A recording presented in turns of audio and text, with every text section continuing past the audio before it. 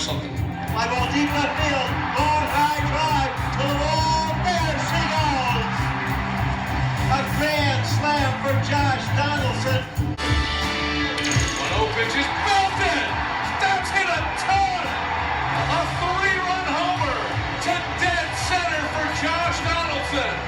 This is the guy that scares me the most. He looks like he's going to hit a home run every time he comes to the plate. Can you just take us through a little bit the evolution of you as a hitter? Sean, I mean, it's kind of been one of those things early on in my career. I experimented with a little bit of everything. Different hitting coaches tell me this, that, and another, get my foot down. And honestly, it came to a point where I had to find out what was comfortable for me. He kills one to left, way back. And, just kind of going from there.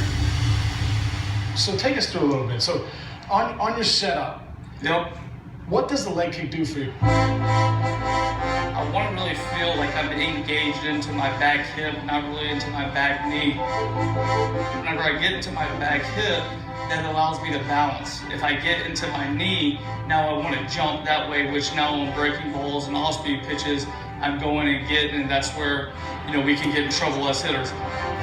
So I want to be able to feel like I'm engaged in my back hip to where I pick my leg kick up. I control whenever I'm going to get my foot down.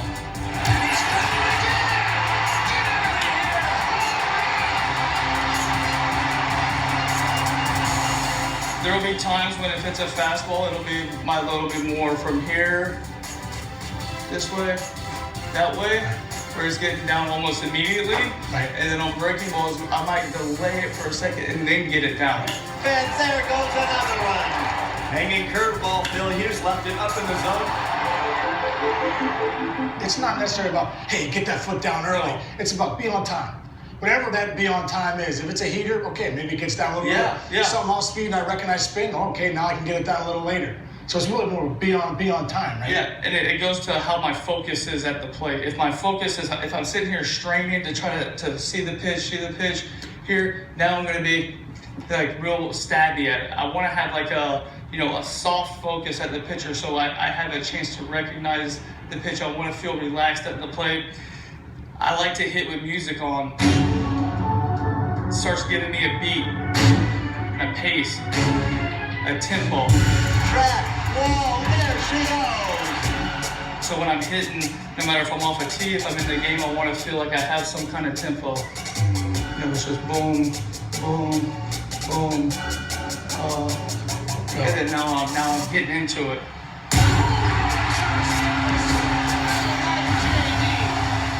Yeah, I just remember growing up watching Maney.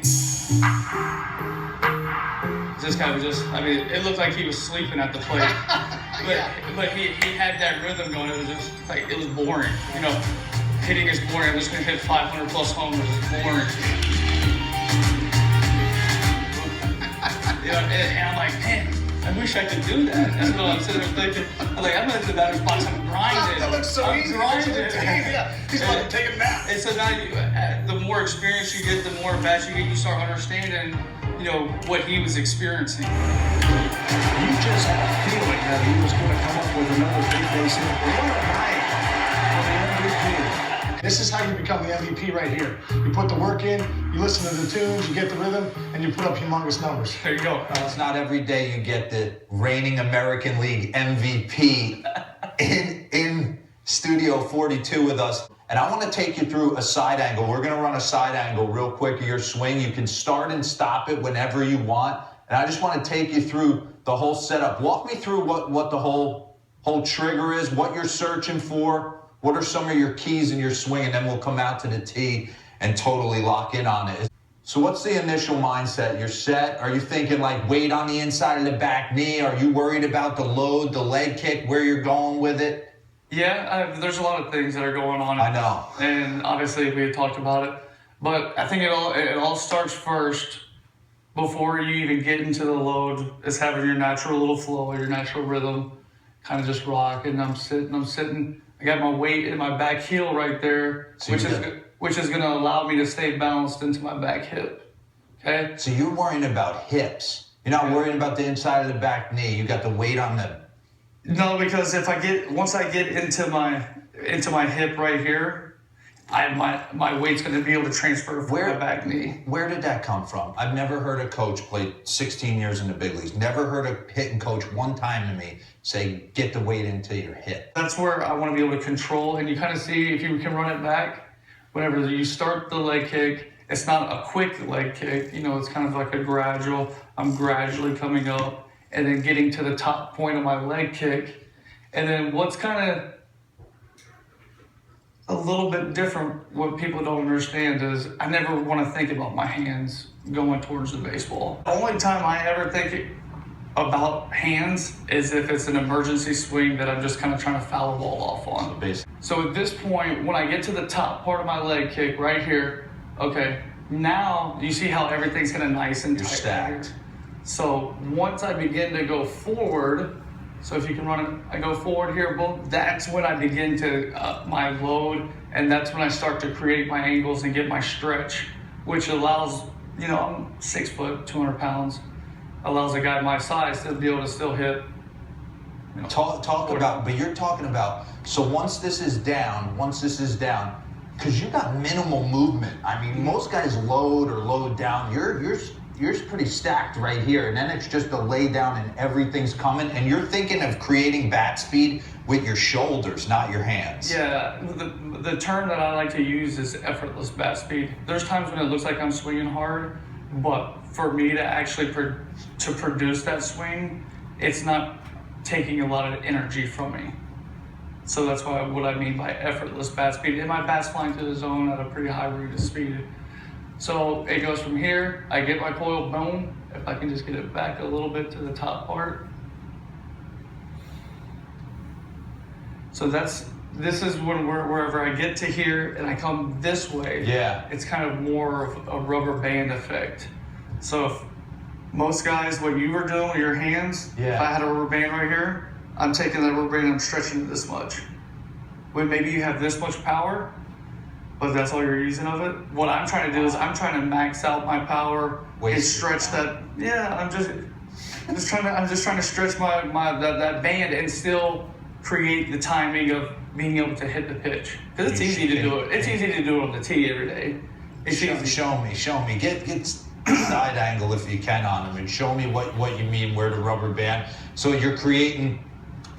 Yeah, I'm trying to create that tension at the top part of my load, or not at the top part of my load, but when I get to the finish of my load, which is, so if this is the top part of my load right here, once I get to there, now my rubber band is finished. And what's important too, what a lot of hitting coaches out there say, this, that, and another, Jose Bautista had over 50 homers. Yeah. Evan and Carstone, a lot of homers. Their front foot is open. Yeah, I agree with that. Clear to hit. The front foot's got to be open. If my front foot never opens, my hips can't ever separate from my upper half. So once the foot opens here and my hands get back this way, now in order to hit pitch heights, now it's all about shoulder plane. Here we go, fellas. All right, we're going on a whole new level. We're getting deep. We're going to shoulder planes. If I'm a 10-year-old kid at home, give me something to go out and. Okay, I'll tell you, if you're 10 years old and your coach says get on top of the ball, tell him no. Because in the big leagues, these things that they call ground balls are outs. Yeah, they don't pay. They don't pay you for ground balls. They pay you for doubles. They pay you for homers. Okay, unless you're going to go out there and steal 80 bags a year like Billy Hamilton. But when you're getting back here, when you're coiling that rubber band, your top hand, there's no like, you're just really loosey-goosey with your hand. Well, I don't ever, when we're going terms and stuff like that, I'm trying to keep it kind of bland. But when I'm right here, I want to feel like my arms are limp. Like I have zero tension. So it's just boom. The time when my arms get engaged with my body is when my scat loads my bat and pulls it back. I don't want to think about my hands loading it, because when my hands load it, now my barrel gets messed up. Oh my God. Okay. Where were you 15 years ago? So now if I pull down with my hands, either I'm going to pull down too much this way, my back goes out here, and now the reverse effect of this goes this way.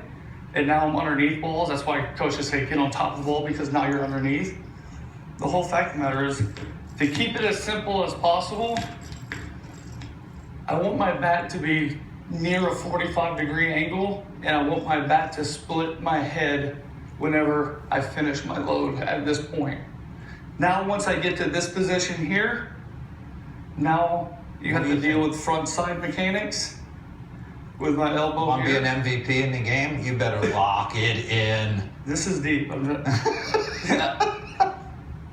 Go with You're it. getting the real deal right now. Go with it. So now it's The front world's side getting mechanics. So now if the pitch,